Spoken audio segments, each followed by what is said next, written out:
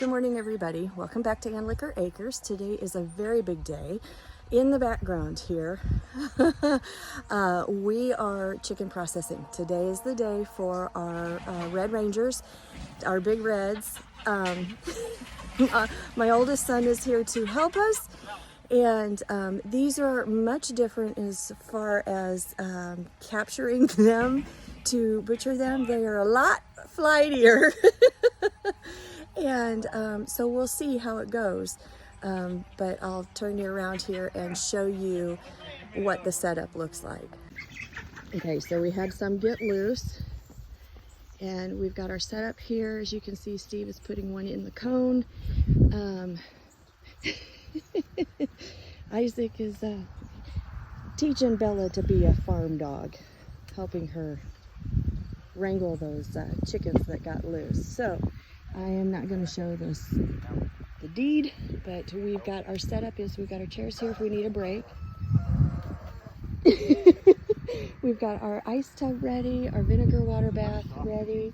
Yeah, we've got then our tubs for our guts and things.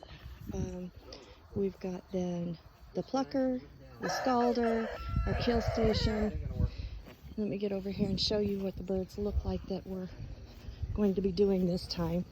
So the Cornish cross are little fat butterballs that take 8 weeks to grow out. These take 12. They're not as big, but they are a good size. So we're kind of anxious to see what the live or what the weight is, our average weight once we butcher. Now we had one rooster out of the batch that was I ordered all hens, and we got one rooster, and he has never crowed. And of all days, today he starts crowing. And the poor thing, he's had mass or something on his breast that we've been kind of watching. I think that has something to do with the sound of his crow.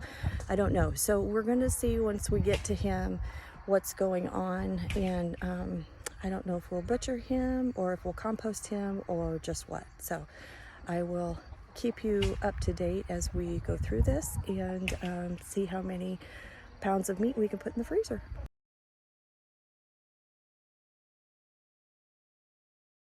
We have finished the butchering. We took time to have lunch, and now we're kind of cleaning up, getting ready to piece out the birds and bag them so we can get them in the freezer. We composted all of the innards, heads.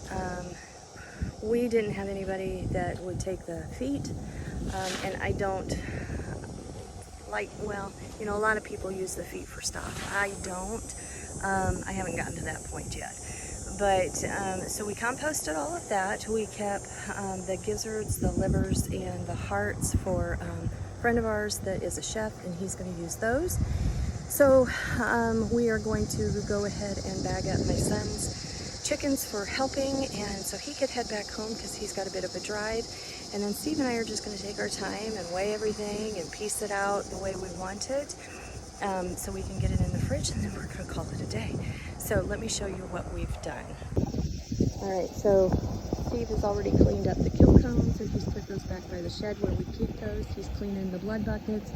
We took all of the blood and put it onto the garden, and so that will just go back into the earth and will be a good fertilizer. We ended up with 28 birds. I'm anxious to see how much meat that's going to give us. Bella, pretty excited about being out here sniffing. She wasn't able to be out here with us, but yeah, now she gets to check everything out.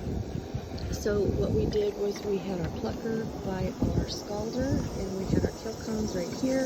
So it was just a nice process that we went through. We then took one of the smaller tubs and had vinegar water in it, put those chickens down in there after we butcher them, to kind of disinfect them a bit, and then stuck them on ice. And then we went in and had lunch and let them cool. So now we're at the process of when we are getting ready to bag them. So we're just going to get this done so my son can get on the road, and we greatly appreciate his help, so we love having him here. But it's time for him to get back home and get back to his wife.